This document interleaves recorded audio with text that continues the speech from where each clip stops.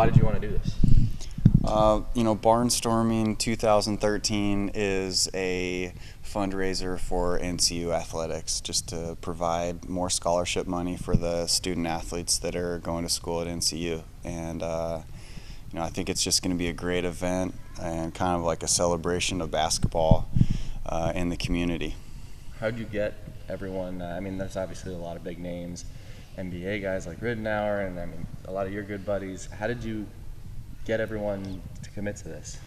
Most of those guys I either helped recruit to Oregon, or I played with them, or I'm just friends with them. Having been from here, I've been involved, with U of O quite a bit.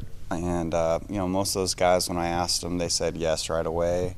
And they're just coming in to support me and what I'm trying to do. So I'm very thankful for that. What was the immediate reaction from some of the guys you got when you initially reached out about it? Well, we actually did a barnstorming game back in 2004 when I graduated from Oregon, and Kevin Love actually played in it as a high schooler. And looking back and seeing what he's done over his career is pretty amazing.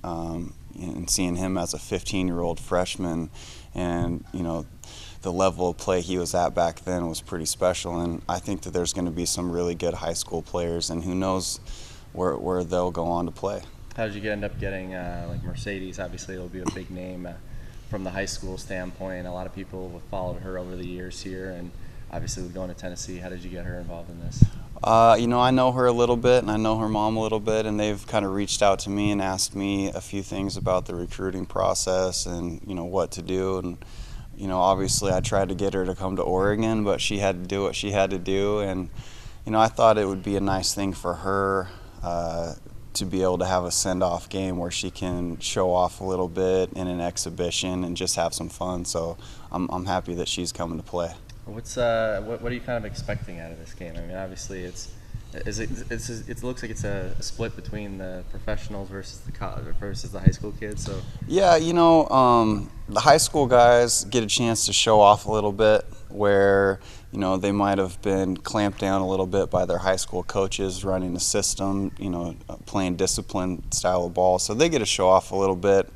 And the Oregon guys and the professionals that are coming to play get a chance to come and play in front of all the people that appreciated them so much when they're playing at the U of O. Will this kind of is there a parallel you can draw to this game in terms of, will have sort of like an all-star game type of feel, like what you see in the NBA All-Star game where the points are high? Yeah, in the past, there's always been one or two high school guys that really showed up and didn't back down from the competition. And I remember Jeremiah Dominguez, who ended up going to University of Portland, came and had 50 in the game that we had in Cresswell. So it's always interesting to see the high schooler that's going to show off a little bit against a guy like Luke Ridnour or Aaron Brooks. And it's a special thing for them because they grow up watching these guys play, and so to square off against a guy like E.J. Singler, who just got done going to the Sweet 16, is a pretty cool thing for them. We were just talking about not playing as much for you personally.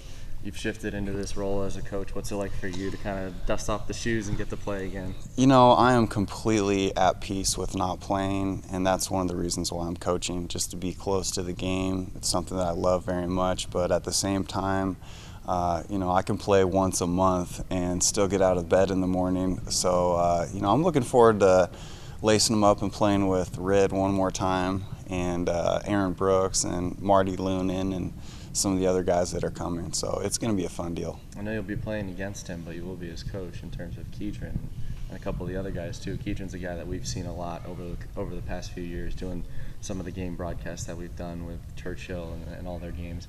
Do you want to coach Kedron at all in this game? Kedron is an athletic player. He can get up and down and move, and I think it'll be a fun game for him because it's kind of that atmosphere in an all-star game like this. But he's a great kid. I'm looking forward to coaching him, and I'm trying to recruit as many local guys from the state of Oregon as I possibly can. There's a lot of great talent here, and I'd like to see them stay. How much do you think an event like this can help in terms of recruiting? Well, it's not just about recruiting, but it's about fundraising and, being able to provide the players that come in here with a top-notch experience. And, you know, we have billboards going up on the freeway and around the airport, and there's a lot of people in the community that are supporting what we're doing. And there's a lot of alumni that are excited about the direction of NCU basketball, so we're just trying to do the best that we can. What's been the response so far from the community? People are just excited to get to see some of the alumni come back and play, and, you know, not have to pay $75 and drive up to Portland to watch an NBA game. And, you know, it's at Churchill High School, who has a dominant basketball program right now. So it's a great thing for them. They get a little money out of it. We do too. And, you know, it's just good for the community. What are you looking forward to most about it? I'm looking forward to seeing some of the high school guys go at guys like Luke Ridnour and Aaron Brooks, and just seeing, you know, how they measure up. Are they going to be scared? Are they going to go right at them? Because, you know, once the competitive juices start flowing, a lot of those guys don't care who's wearing what jersey. They're just going to want to see how they measure up. So it's always fun to see. Do those competitive juices flow for the older guys too? I mean, like a guy like Luke Ridnour, obviously, he's an NBA guy playing against some high school kids. Does he have to kind of scale it back a little bit? I don't know. We'll see. I know Luke's getting up there. I think he's still got it. Obviously he does. He's a 10-year NBA vet. He's had an unbelievable career.